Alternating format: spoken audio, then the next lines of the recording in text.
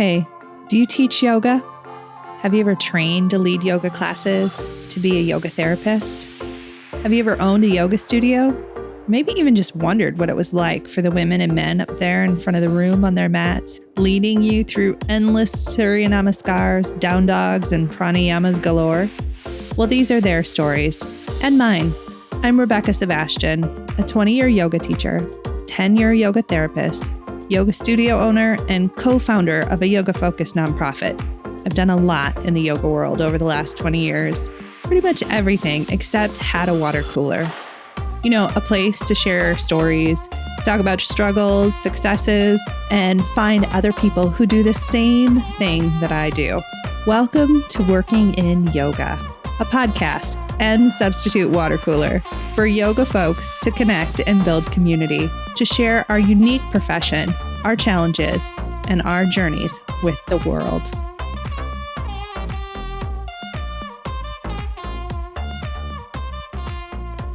Hey friends, welcome to Working in Yoga. This week on the podcast, I have my most regular guest, Pooja Virani, back on. And Pooja has been on the pod a total of 6 times. And to be honest, I just really love talking to her. She and I have met in real life a few times now, and I have enjoyed literally every minute I have spent talking with her. And this week's interview is no exception. This week, she's back on the podcast talking about perfectionism and productivity. And this, to be honest with y'all, is the conversation I didn't even know I needed to have.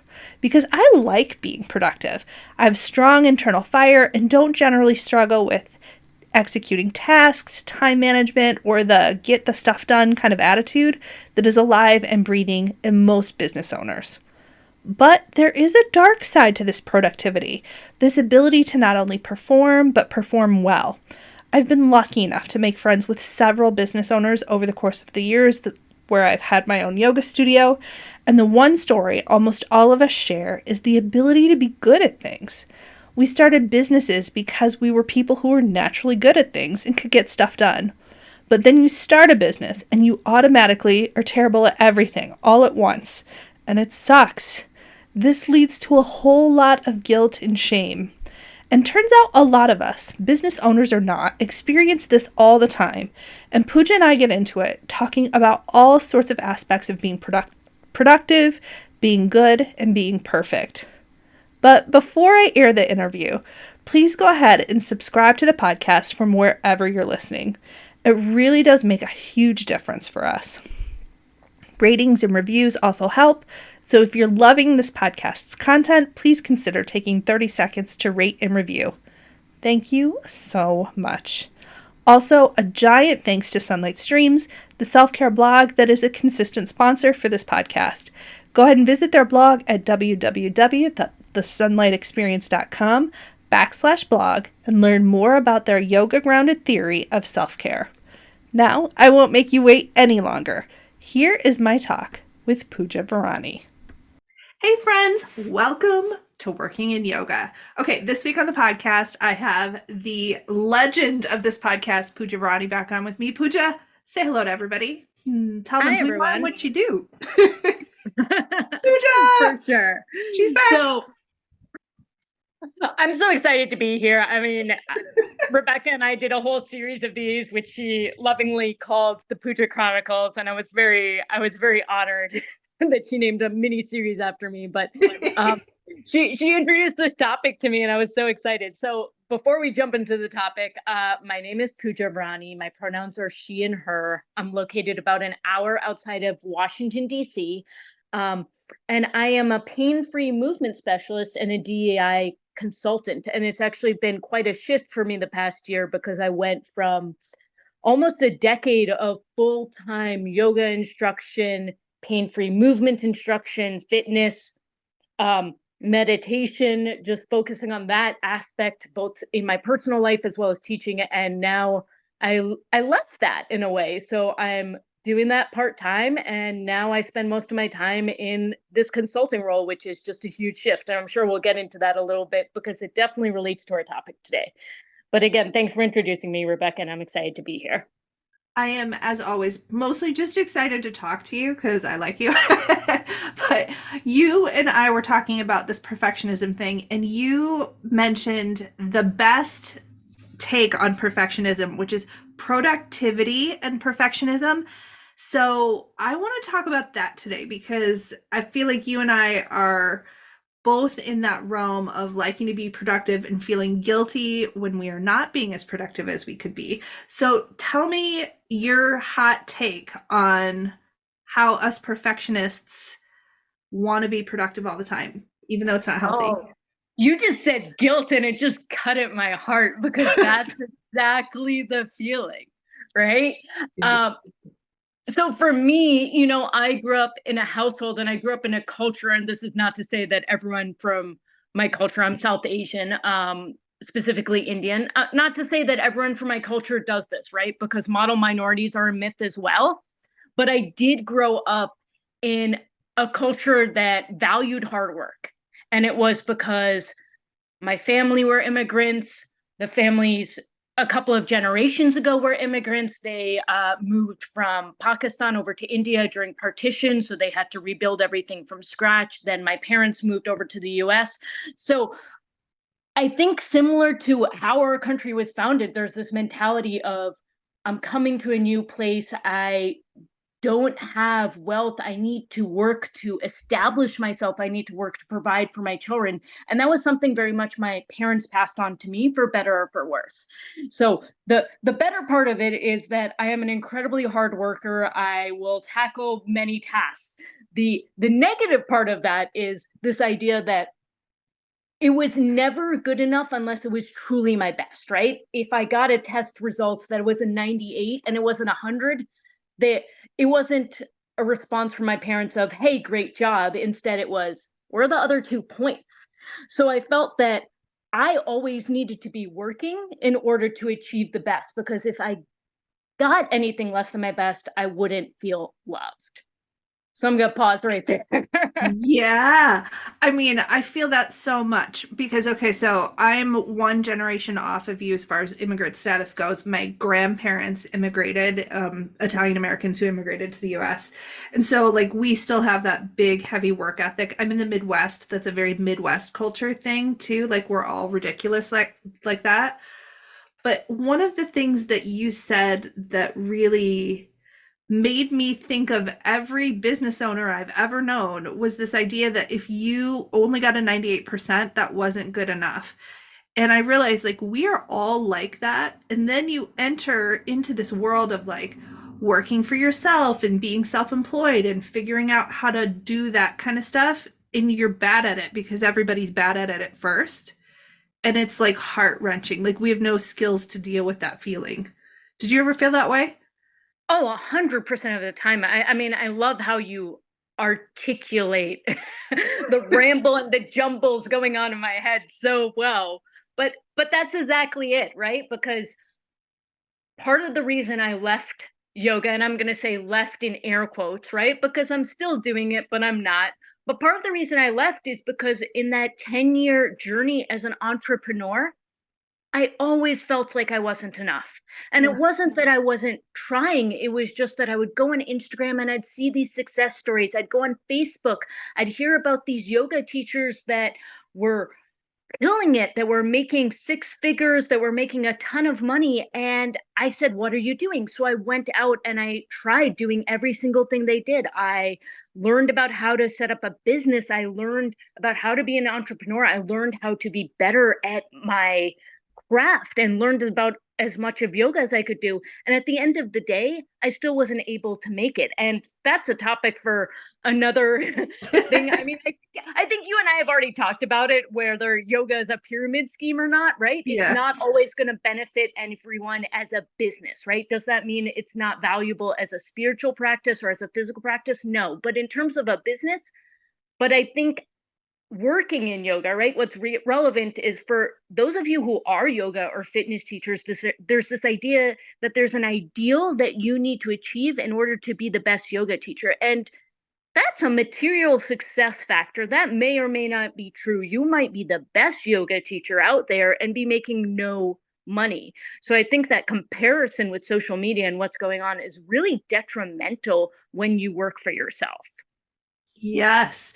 And also, I think that it's worth mentioning that the inverse can be true as well, because social media makes you think that you have to have a huge following in order to be successful. There are people out there in this industry who are successful, who don't have tens and 20 and 50,000 followers on social media, who are just making a living that makes them content. So like I feel like, especially in this industry, we've kind of conflated this idea of popularity with like business acumen, which is false. Oh, 100%. I mean, I said I was going to talk a little bit about my current job where I'm mainly doing consulting. And one of the first things my therapist said to me when I switched into this role, and I switched into this role because I was laid off from a company, and there was part of me that felt really proud about that company because for the first time in 10 years, I was making a good chunk of money. I had a title that people could respect on LinkedIn, given my academic background, given the fact that I live near DC, where the first question out of people's mouths are, what you do for a living. So I felt Yeah. like I was respectable in people's eyes. And it was a toxic company. It was hard to be a person of color. It was hard to be queer there. And then I joined this other company, which is a two-person company plus me. Nobody knows who I am. We get to have big clients in the government, we get to have big clients elsewhere, but nobody knows who I am. And I don't care because the work is meaningful to me, because Yeah. I'm appreciated, because I get to set my schedule and I get to do something that's important to me. So it started becoming this uncoupling from what the world sees and that popularity contest, which is the best way to put it, It is. It into totally is. you actually like what you're doing. Okay, so I have a question for you because this has come up like in my brain about 1,000 times over the last year. And it's come up on this perfection series in this podcast too. But there is this extra added sort of jab of perfectionism that is when you work in the wellness industry and the work is so hard it makes you sick. And that I think it's like this extra thing because it's not that we don't know we're supposed to take care of ourselves, but it's very difficult to make a living in here. And there's like guilt and shame again that comes in with this idea that we're selling wellness and it costs us so much in order to do that. Is that relatable to you at all? Oh, before the beginning of COVID, so 2018, 2019, I remember I was teaching 12 classes a week. That was my base load. But with substituting classes, I would sometimes go up to 18 to 20 classes per week. And I became notorious for going to friend get togethers where we'd be at somebody's house, all hanging out. And I would literally fall asleep on top of a foam roller on the floor because everything ached in my body. So I needed that Yeah. foam roller constantly to help me redeem my body for my yoga practice because and all the stress it was putting on my body. And then I just was exhausted because it took such a physical toll. So I absolutely agree. I mean, one of the biggest things I've had right now, and I think all fitness practices, all spiritual practices are intertwined, right? Whether it's yoga, whether it's Pilates, whatever you do to learn more about yourself, right? I mean, obviously, we have a special place in our hearts for yoga, right? Yeah, yeah. Uh, but I started triathlon training recently because triathlons are a big part of my wife's life and I wanted to learn about that. It's not something I do. I haven't done that much cardio for the past decade because I lift weights and I do yoga. These are the things that make me happy, right? And it's the same thing. I mean, I'm going for a sprint distance. It's the shortest distance possible, but I keep on thinking, well, why am I not doing 10 miles instead of the 3 miles I need to do? Why am I not doing this faster? Why am I not doing this? And I felt that same way when I was doing yoga. Have you felt that way where, okay, you're not doing as much practice as you can? It's not the perfect Yes. pose. It's not this, right? Oh, Pooja, I gotta tell you, when I trained to be a yoga therapist, and this was 2010, 2011, right? Um, I was in a group of all yoga teachers, and many of them had more experience than I did as yoga teachers. And we'd sit around the room and talk about how much you were practicing. And it was deep in the heyday of that hashtag yoga every damn day shit that was going on. And the guilt on people's faces when they were saying they weren't practicing an hour a day, it's like now 45-year-old Rebecca can look back at that and be like, that was messed up. Like, what were we doing? Being like I was a single mom with a kid and I felt bad that I wasn't practicing an hour of yoga every day. Like, Oh my God. it's crazy, but it was everywhere. Like, we just hand this shame and guilt to each other over and over again. Oh, I think we continue to do that, especially, if you are a person who is not able bodied, or if you are a person that Yeah. is perceived as being overweight or not as skinny and quote unquote fit, that becomes a thing. And it doesn't, I mean, right now for me, my biggest practice is I am not going to do two workouts today. I'm going to do one workout. And that one workout might be the slowest, most gentle yoga ever. But that's what I need because I'm a pitta. So I need those calming practices. And sometimes that's not going to look like this power vinyasa. It's going to look exactly the opposite. But we each have different bodies, right? So respecting where is that balance between you're feeling better from your practice versus your practice is causing that guilt and shame and it's Yeah. causing that destruction of your body.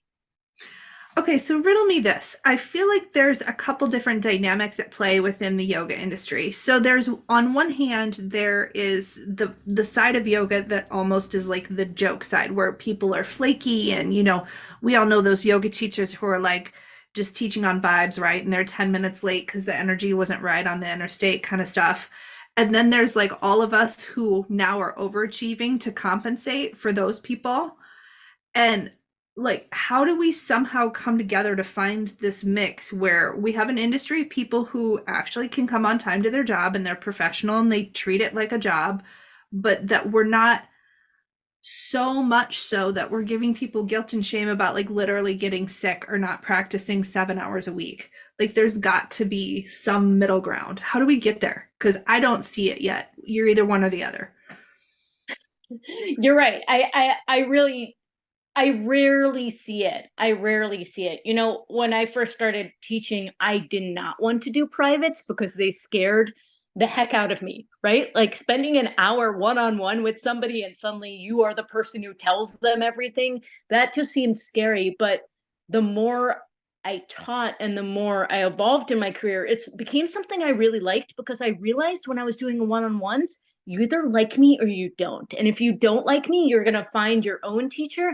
And if you like me and what I say resonates, you're going to come to me. And I kind of found my people that way, right? I found the people who sometimes they'd come to me because, I think in a class, it's really hard to find that dynamic, right? Because as an individual, you can have somebody who comes to you and they're like, I bodybuild all the time and I want this power vinyasa, and I'd give them a restorative class and they'd love it, right? Or I'd have somebody exactly the opposite and they'd need a little bit more strength building. And that can be a hard balance to achieve in a class, right? When you have those folks who want the power vinyasa and you also have the folks who want the restorative, who want the rest, trying to balance all of those energies is quite difficult. I mean, the only way I've found to do it is offer multiple types of classes and try and figure out, who I can get. Am I actually answering your question? Because I'm not sure I am. Well, it was definitely like what you did was make me think about how we can be role models for other people. So, like, say you're in those classes where you're seeing like power vinyasa flow folks, and you're like, yo, you need some rest right now. Like, how do we model that rest? How do we model that like balance for each other? And I'm going to use myself as an example, partially because I'm going to talk about my studio because I employ 11 people there. And one of my team, like, I have a notoriously reliable team. They're incredible and I never have to worry about them. They're all so reliable. So much so that somebody was having a medical challenge and went and taught class while experiencing a medical challenge and then left to take care of it after class. And I found out later on. But while this person was in class teaching, one of the students in the studio told the story about how I was in labor with my daughter and met my yoga class to tell them I couldn't teach yoga, which is a true story and is not a warrior story. It is a messed up story. Mm-hmm. And I'm like, I need to get better at modeling this for my team so that they know that it's okay for us to balance the intensity of perfectionism and like the flakiness of not being reliable. Like, How do we do that? Tell me what to do, Pooja. Well, I had two thoughts actually. So I'm so glad you shared that story. And you're right. Like this compulsion that I need to do my job. And this is not Yeah. just yoga, right? Any job that we can do. And that might be your job as a parent, right? An unpaid job as a parent. I have to do this job at any means necessary, even if it means destroying my own health. So the first thought that came to me is I hate those classes when teachers just jump into handstands and they're like, if you want, you can take this downward facing dog into a handstand and they just jump up, right? And they're the most athletic gymnastic people. I never do that in classes. I'm always like, if you want to take this to a crow or something else, go for it. But I rarely do those because I feel like the people who want that are going to do it. But the people who don't want that are going to feel better that their teacher isn't doing that, if that makes sense, right? Like I'm modeling Yeah. the more basic posture because I can always do that stuff at another time, right? If I'm in a group of kids, I'm going to go for that more aggressive one because they want the challenge. But for adults, I feel like a lot of folks just want the least intimidating presentation of a pose possible. And if they can do more, they'll do more.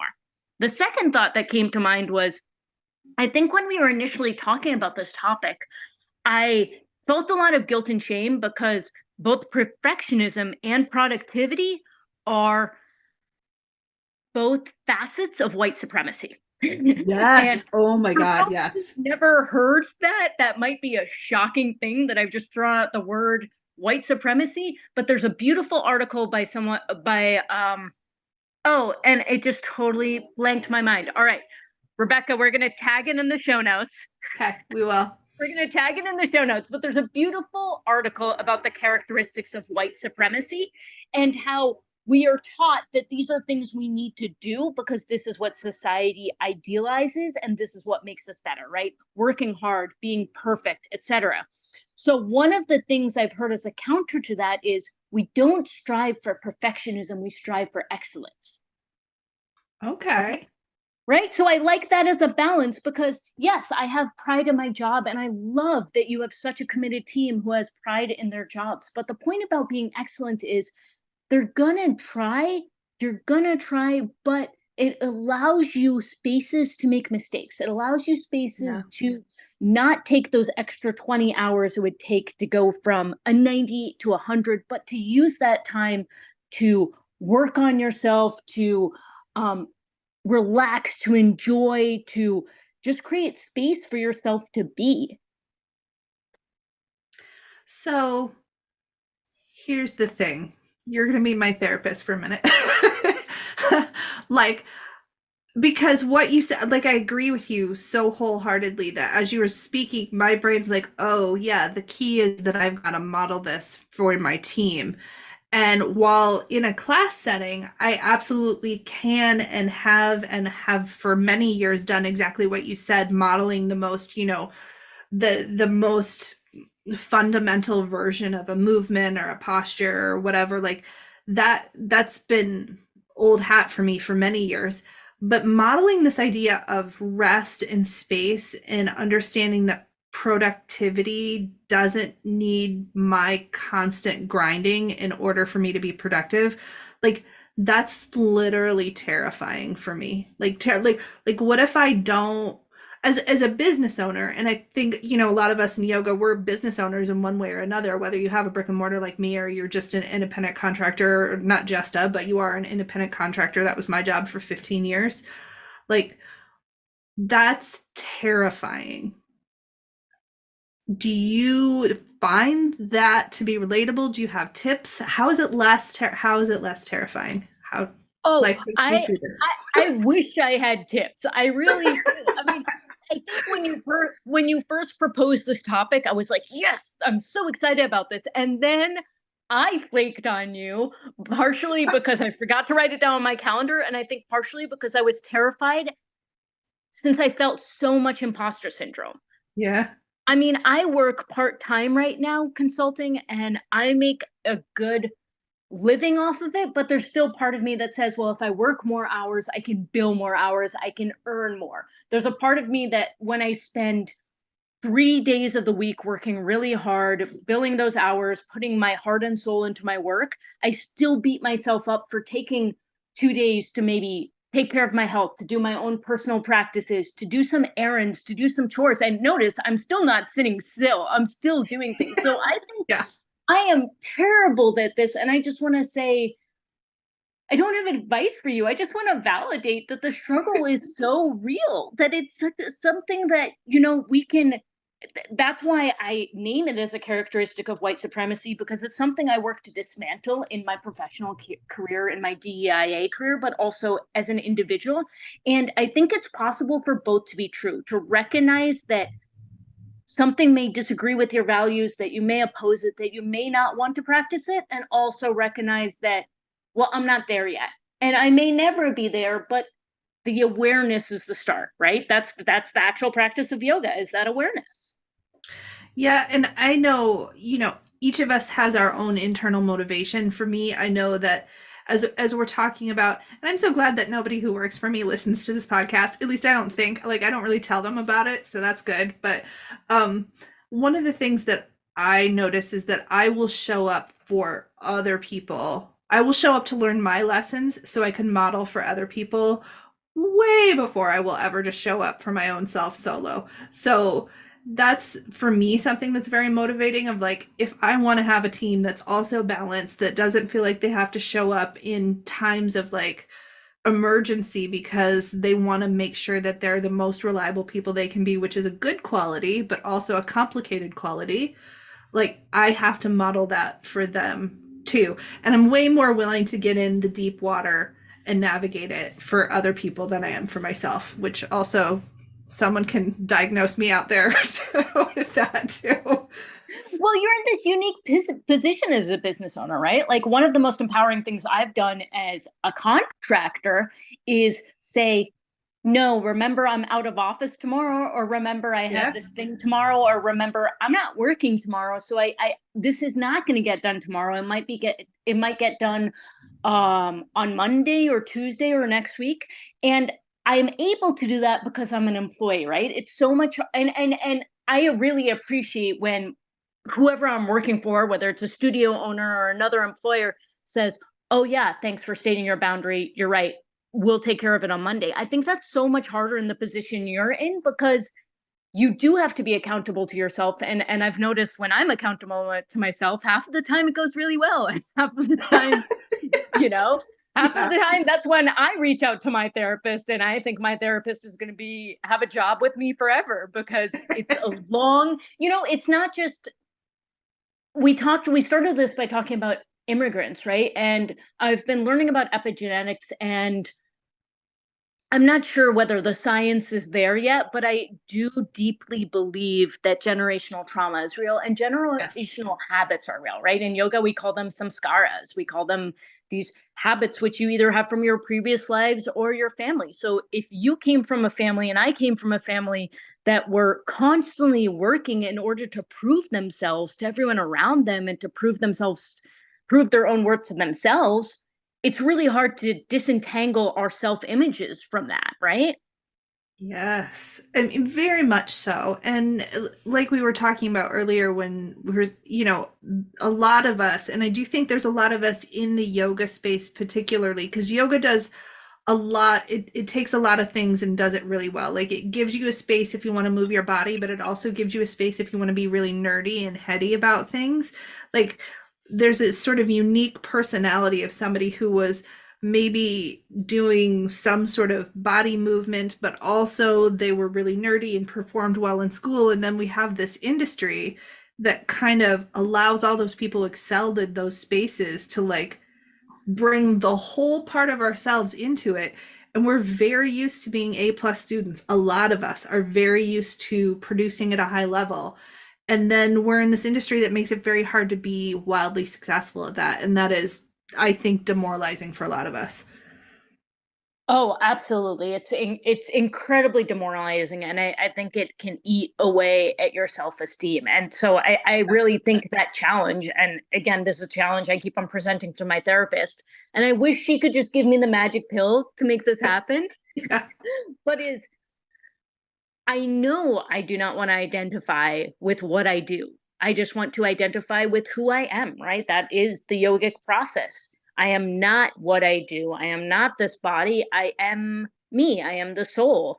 And knowing that, knowing that it's still so hard to stop doing, you know. I was helping with the teacher training several years ago, and I remember they made a comment. We can always tell the difference between the yoga students and the Ayurvedic students because the Ayurvedic students sit still Oh, and the yoga students never do. no.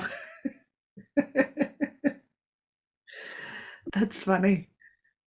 I know. So, Maybe go go ahead. ahead.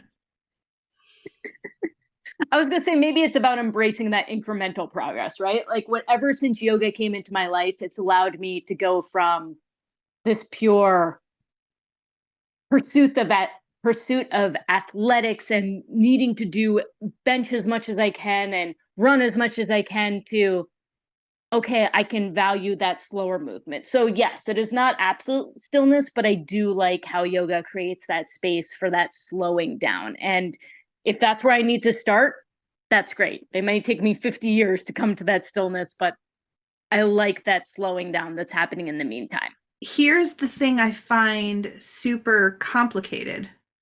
So, yoga is this process of not overly identifying with anything but your true nature, right? But it's also now we have this whole industry of people where it's also our jobs. And yoga, we have yoga the practice and yoga the job. And we are conflating a lot of it together. And that's part of why this podcast started was that I was like, I want to talk about how this is our job so that we can talk about this in a way that doesn't make it feel like how we are in our real life makes us bad at our jobs. And if we're not great at our jobs, we're still great people in the real life. And I'm curious, like, do you feel that? Like, have you ever felt that it's just like really messy because we as an industry have not built boundaries around yoga, the job versus yoga, the spiritual discipline and practice? Oh my God, yes. The question I wanted to ask you in return when you were asking that was, do you ever just hate practicing yoga? Are you ever just like, I'm done with this. I've done enough this week. Yes. I don't care about my own practice. Of course, who hasn't? And like to admit that out loud on a podcast, this has been my job for like 25 years now. Like, and I just like, yes, of course. And of course, there are times where you're like, well, I didn't practice for a hot minute this week, month, whatever. And also, it's my job. So I also show up for this to help other people do this every day, even though I'm not always showing up for myself. And I'm telling them to show up for themselves because then it becomes this idea you feel like a hypocrite. Oh my God, yes. I mean, okay, nobody on the podcast who's listening, please don't shoot me for saying this, but I haven't practiced yoga in close to a year. I just haven't done it because I went through so much burnout as a teacher and I just needed to disentangle myself from anything yoga related. Absolutely. I just was like, I'm not going to do any of this. I'm not going to practice this for myself. I'm not going to talk about it. I'm not going to do it. And it's that separation between, you know, I was having trouble separating my identity as a Yes. yoga teacher from the practice. And now when I do it, I don't know if it's yoga. I don't know if it's not. I do think it is yoga. And there's still part of my mind that's like, let's not call it that because it's not there yet. But now when I do it, it's something that this is separate from the job. This is just for me. This is what my body needs right now. This is what my mind needs right now. And coming back to that. And I think it's okay if that disconnect happens because I think what you're saying, Rebecca, is it happens to all of us. All of us. And it's okay. And, you know, I mean, that guilt may appear about, well, I haven't done it, but that is okay as well. You're allowed to go through phases, right? Some of my favorite yoga teachers, they lift weights as their personal practice because they're sick of doing warrior twos. Yes. And yes, it's so important that we talk about this. And we don't talk about this enough, except that, like, I find myself on the receiving end of desperate looking yoga teachers who will come and be like, I just have to share something with you. And I think that I don't want to move my body this way anymore. And this, like, sometimes in the beginning that's like, hey, this is a great opportunity for you to explore a different aspect of yoga, because yoga isn't just asana, as we all know. But part of it is that we have not, as a profession, created boundaries around the profession, like what it is to show up as our job versus what it is for us to be practitioners and students of yoga. And we just like I hear this from everybody. I hear this from teachers who've been teaching 40 years, who the first piece of advice they give everybody is, if you're a yoga teacher, you have to have a yoga practice. And I'm like, damn, that's just some real guilt and shame you're dealing to people, because you're not telling them how to do that in a healthy way where your whole life isn't yoga. Like, we can't expect our professionals to have their whole lives be yoga. Like, you get to watch Netflix or TikTok and eat chips. We have to allow for that. Yeah, 100%. Yes, ugh, I'm so glad you commented on that, because I hear that all the time, and it's All like the time. sometimes I'm just sick of asana. I don't want to do asana. I want to focus on my existence as a human being, which is also part of yoga, right? Yes, And it's yes. not viewed as yoga, but that's what I want to focus on right now. I want to go to therapy because that's part of my yoga. It just is. So Ooh, yeah. I do think that the way we define it is so narrow, and that's where that conflation comes, right? Especially when it's a physical practice, it's really hard to remove it from perfectionism. Here's what someone who's been practicing it for 40 years looks like. How often do you practice it in your 10 years or your 25 years? Right. I mean, and for me, like, if I'm going to do an asana practice, again, like I've already said once in this podcast, I'm 45. I like to own my middle age. It makes me feel good. But I practice asana mostly to make sure that I can maintain the stability and movement in my joints. Like, I want to be able to move until I'm 100. So, like, an asana practice for me is very much focused on how I can maintain my body over time, so that I can go out and give the world my best for as long as possible. Like, I mean, maybe that's yoga. Maybe I mean, that's also functional movement. And shoot, that's Pilates. And that's a lot of other movement modalities you might find at a gym. I just am doing it. And like you said, Virabhadrasana too, or down dog or whatever. But it's the same stuff. Yeah, absolutely. I mean, 100%. I like what you just said about functional movement, because that's the same reason why I have my practice, or at least the physical aspect of my practice is for Yeah. functional movement. It's not so I can look perfect. And it's been humbling for me the past couple of years since the beginning of COVID. So I know some folks out there are going to resonate with this, but I went from what I would consider my peak physical shape to not at all my peak physical shape. I was doing handstands and training with um, amateur acrobatics and partner acrobatics, and I was doing a lot of circus stuff. Just my body was physically at what I would consider my peak for strength, for flexibility, for mobility. And COVID has been quite difficult because it's been challenging on the emotional and the mental levels as well. And so I'll look at my body and I'll say, well, why can't I do this right now? I could do this a couple of years ago, and why am I not progressing? And that's why this is perfectionism is part of white supremacy, because it's this idea that progress only happens in one way.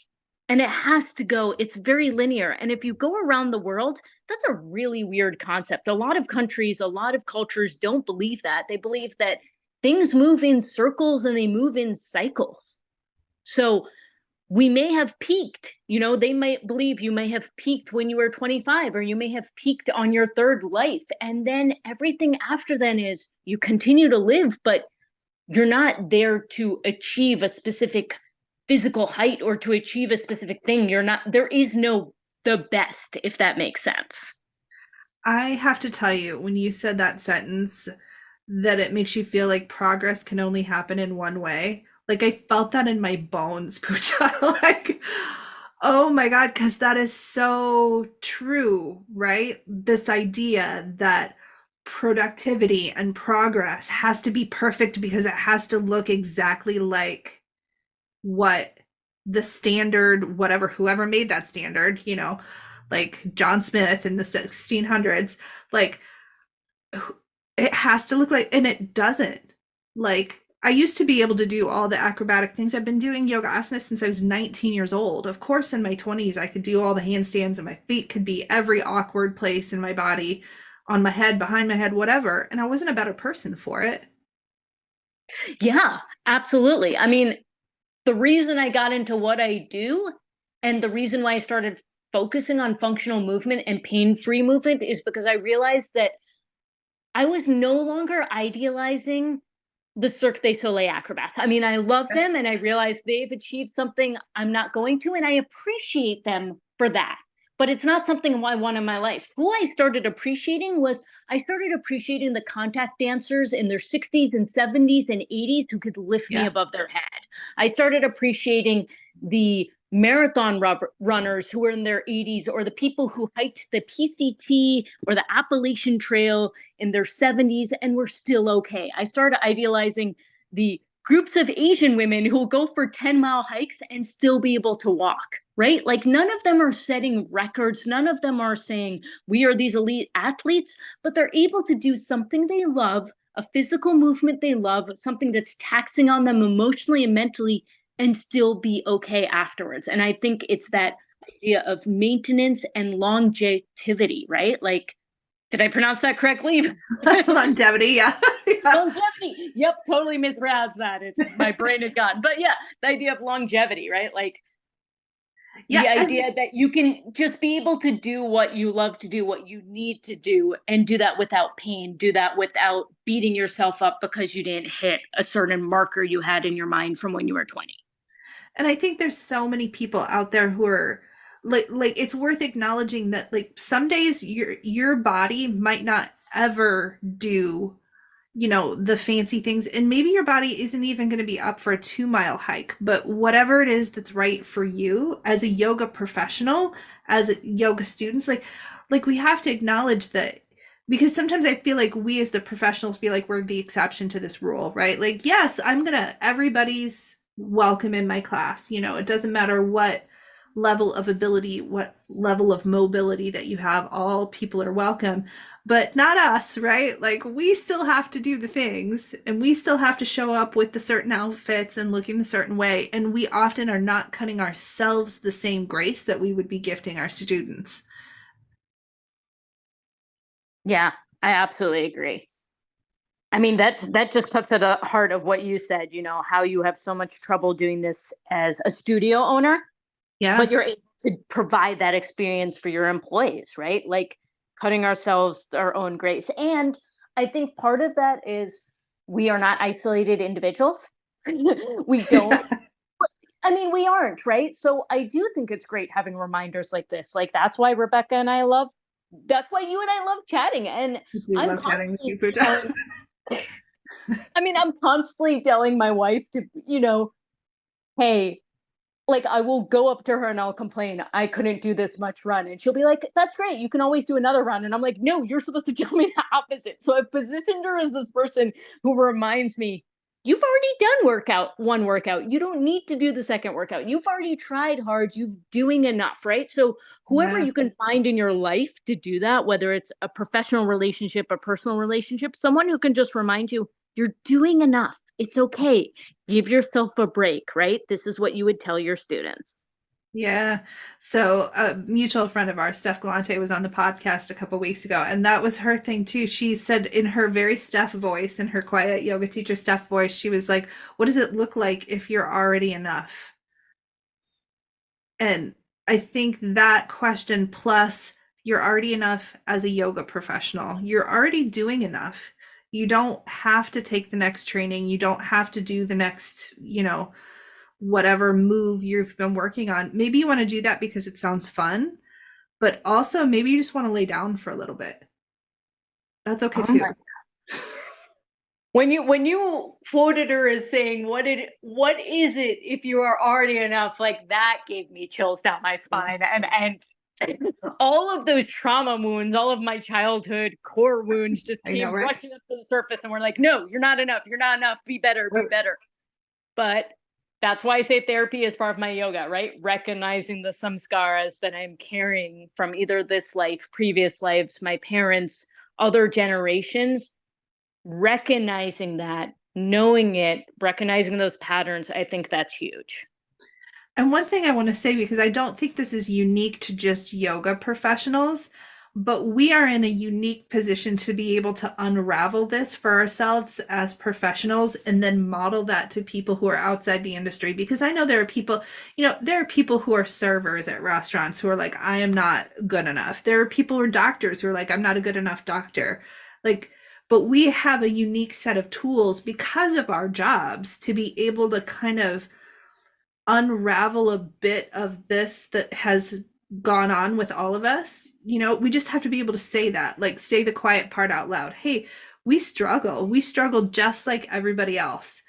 And also, we still can be good at our jobs. We still can support the students who come in the room. But yeah, I want us to work on how this works for our jobs too, because I think we're killing each other and ourselves. Yeah. And I do think it's okay, and this definitely counters that point you said when the 40-year-old, not the 40-year-old, the yoga teacher who's been practicing for 40 years says you have to have your own practice Yes. in order to teach. So this counters that. But I do believe there's an element of truth in you can also teach things you can't do, Yeah. right? You Yeah. can, I mean, my wife is an occupational therapist. So there are things she's teaching her, her clients that she can't physically do, but they can do. Like, I can teach someone how to do a handstand even if I can't do that in my body. Now, that doesn't mean I haven't studied about it. That doesn't mean I'm ignorant of it. I think that's where we get into not just imposter syndrome, but that's where we get into projecting an image that you're not, right? I do think you need to understand the concept. I do think you need to study about it, but I do think as a teacher, one of like I go to a pole studio, and one of the greatest things hearing is that was my pole baby and look how amazing he is now, or that was my pole baby and look at them rocking it, right? Like teachers having pride in their students surpassing their skills, right? I think we're allowed to do that too. We're allowed to understand concepts and realize that just because I can't do this doesn't mean I don't understand it, and doesn't mean I can't share this gift or share this knowledge with someone who can be even better than me or excel at this, and that's absolutely fine. Yeah, there is an element to be able to support people even if their path is different than yours, because we've been using handstand as an analogy, and it's a good one because it's a typical one we see in Instagram spaces, but it could be anything. It could be sitting in meditation for 10 minutes or whatever bastrika, pranayam that you're working on. But there is this idea that we're somehow frauds if your students want to do something different than what you wanted to do, that they should be following along in your very footsteps. And I just don't think yoga requires that of us either. That the whole point is that we show up wholly ourselves and we have our own unique experience and we do what's right for us. And then we hold space for other people to have that experience too, even if it's different. Yeah. Yeah. I mean, so much of my other job is it's fostering diversity, right? And before the term DIA was a term, there was a term called interdisciplinary teams, right? Yeah. And I'm bringing about the business side because, when I was in business school, this was something that was valued, right? Having people with different perspectives. So it boggles my mind. Why do we, as yoga instructors, or why do we in any career go in and only look for people who are exactly the same as us? Yeah. The strengths of teams are having people who have different skills. I love that my dad is an engineer because I have no idea what he's talking about ever. Ever. I'm like, I am a liberal arts person.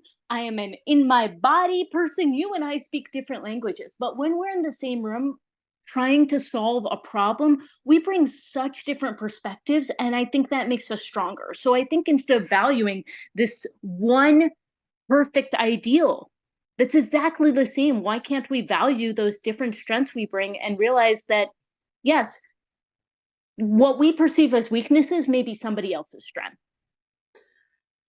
Okay. I want to ask you one final question before we go, Pooja, because I was like, oh my God, we could talk all day. Who is your role model for a good balance of rest and productivity? Do you have a role model? Do we need to find that person? Oh God. um, you know, honestly, I love my therapist. I think I mean, obviously I haven't observed her in her daily life, right? But Yeah. just the way she speaks about it, we have a similar background, and I think she's gotten to that point where she really practices what she preaches, and she's able to achieve that. And it just, she'll talk about raising kids, but she'll also talk about sometimes she comes home and she will bench press because that makes her feel better, or she'll work on her musical instrument. So to me, that sounds like, okay, she's doing her job, she's supporting her clients, she's doing her unpaid job, she's supporting her kids, and she's also finding and relishing those moments of either self growth, or we don't even have to say growth or progress. It might just be play, right? What she considers play, what she considers fun, what she considers that. So I think for me, that's what, yeah, it's a very local role model, but I feel like she's made a big impact on my life. So,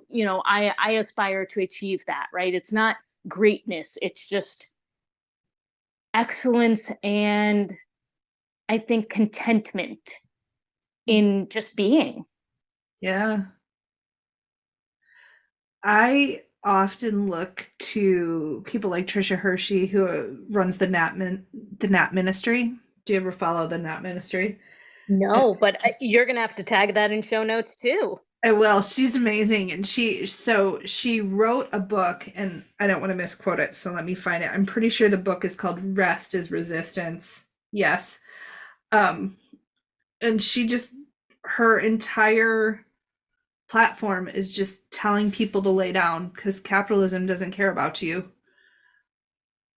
Oof. Also, if you're not following the Instagram account Bloom and Plume, it is a florist out of LA, and he has a whole series called Capitalism Doesn't Care About Your Creativity, and it just gives me life because it is like a reminder that we're all just imperfect humans, and it's okay to lay down, and it's okay to not know what you're doing, and still you can still exist and do things.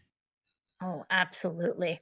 I also, since we're throwing out resources, I wanted to go back and I looked up who the authors of the resource I quoted earlier was. Oh, yay. So there's a website called whitesupremacyculture.info, and it's the characteristics of white supremacy culture. So it was inspired by the work of Kenneth Jackson Jones, and the article that inspired the website was by Tamo Akun.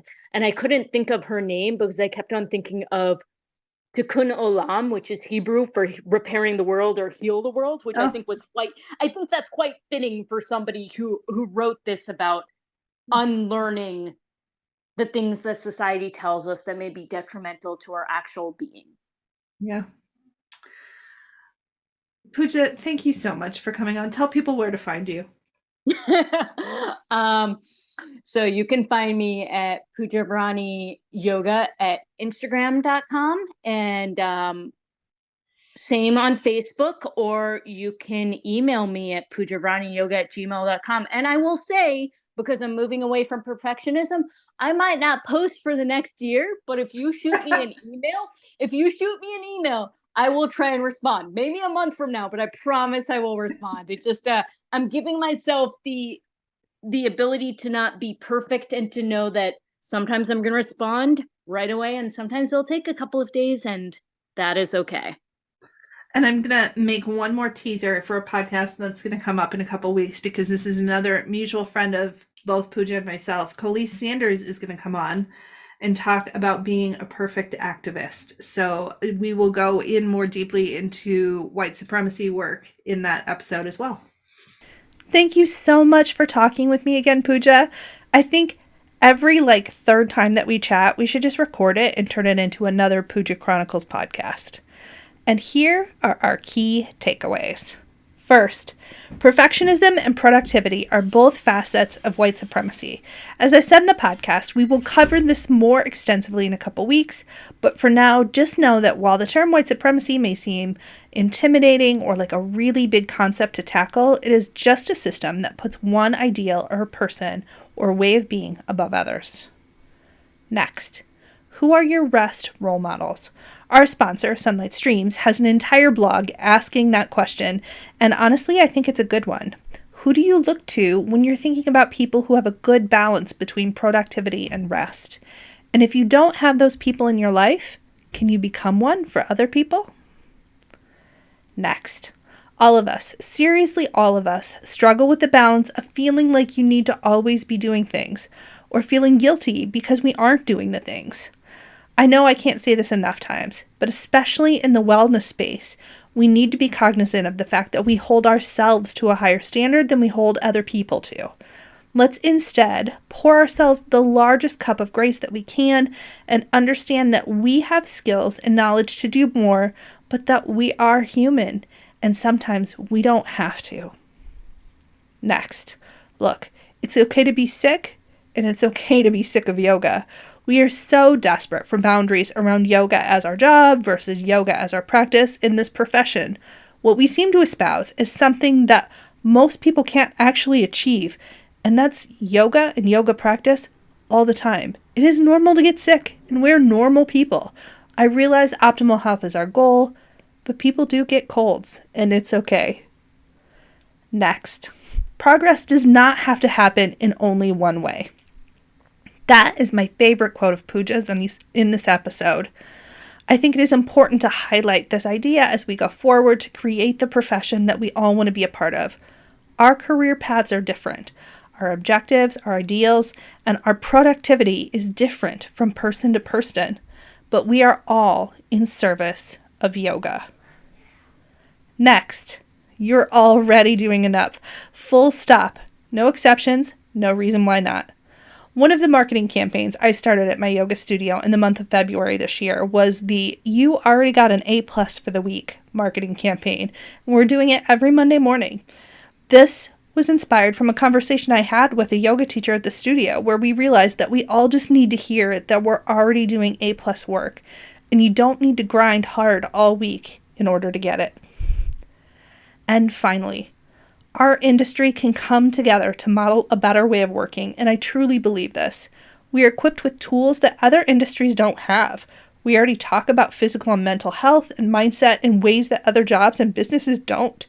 So let's commit to figuring out healthier ways for us to work and be productive.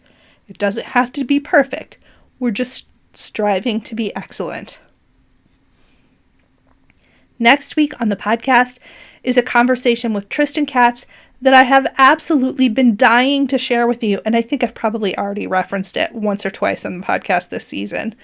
Tristan and I talk marketing, and they speak to the way that we all feel like we are supposed to show up online. It is such a good talk, and I know you're going to hang on Tristan's every word just like I did. I will catch you around the water cooler then, my friends, and until then, I want to say thank you so much for listening.